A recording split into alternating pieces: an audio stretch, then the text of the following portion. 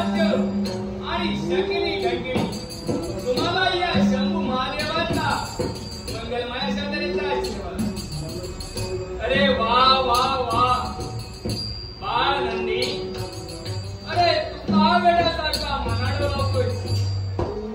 अरे तू कोणी सामान्य नव्हे, शिकी महामुनींचा पुत्र आणि असंच ते वेळी तुझ्या पित्याचा झालेला तो अपमान, त्या अपमानाचा सुराकंदर 33 कोटी देवतांवर तू सुटून पडलास.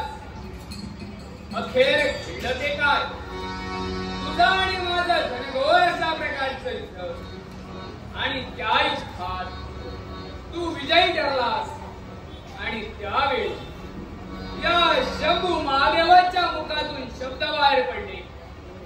आज हा शंभू महादेव तुझ्यावर प्रसन्न आहे. आज या शंभू महादेवाकरवी तुला जे काही पाहिजे असेल ते माग.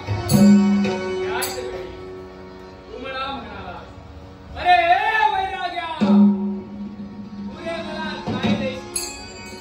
आज हा नंदी तुला देतात. याच वेळी आलेल्या संधीचं सोनं या शंभू महादेवाने केलं.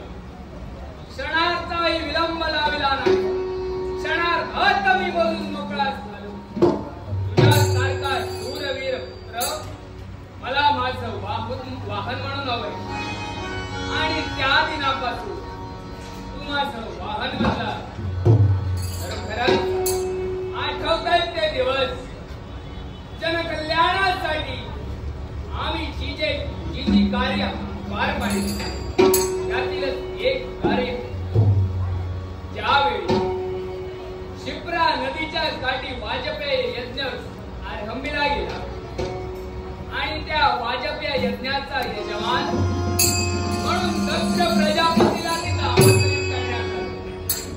आणि दक्ष प्रजापती दुसरा तिसरा कोणी नव्हे तर माझा वैरी. आणि त्यावेळी त्या यज्ञाच्या वेळी त्याने या शिवशंभू महादेवाचं नाना प्रकारे धारण केलं. आणि त्या अपमानाचा बदला मी एक दिवस पाहतो. पण ज्यावेळी हा सर्व वृत्तांत माझ्या सतीला कळला आणि सती ज्यावेळी जाब विचारण्यासाठी दक्ष प्रजापतीकडे गेली, त्यावेळी त्या दक्ष प्रजापतीनं नाना तऱ्हेनं सतीचं पण काढत केलं. शेवटी सतीनं केलं ते काय? सतत त्या यज्ञकुंडात सतीने उडी घेतली आणि जळून भस्म.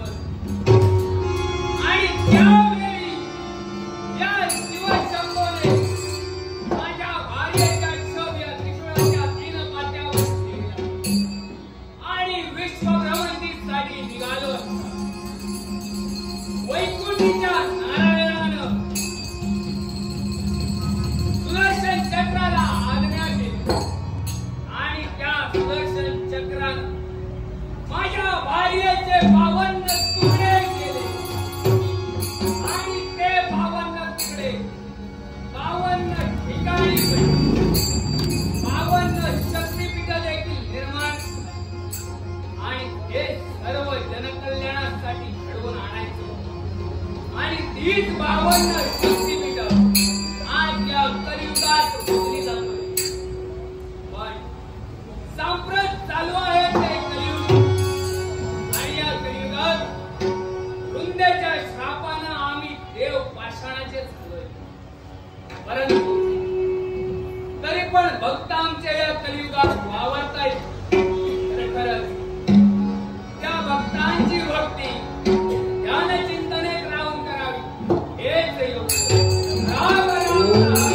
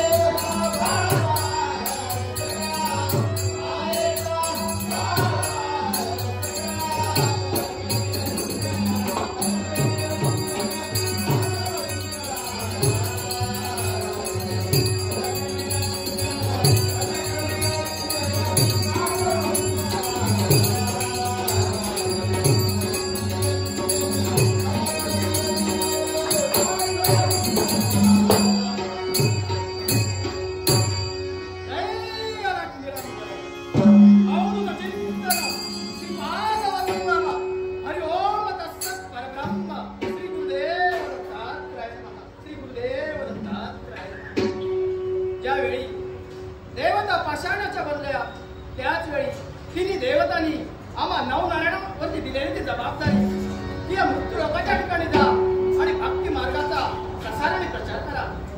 त्याच दिनापासून आम्ही नवनारायण हे कार्य आमच्या घरी पार पाडत आहोत. आमची दिनकार्य काय असेल तर प्रत्येकाच्या घरी येऊन माधुकरी मागावी, त्याचा नैवेद्य आमचा गुरु दत्तात्रयाला द्यावा, तदनंतर तो ग्रहण करावा.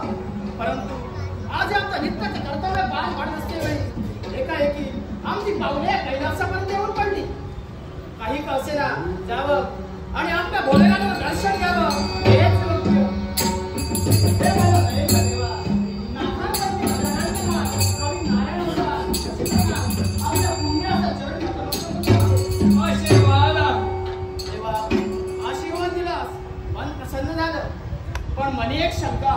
शंका अशी कोणती? तुम्ही दिलेलं कार्य आज आम्ही नवनारायणाच्या परीने पार पाडत आहोत. नक्कीच. परंतु हे कार्य पार पाडत असतेवेळी एकाएकी आमची पावल्याच कैलासापर्यंत आली.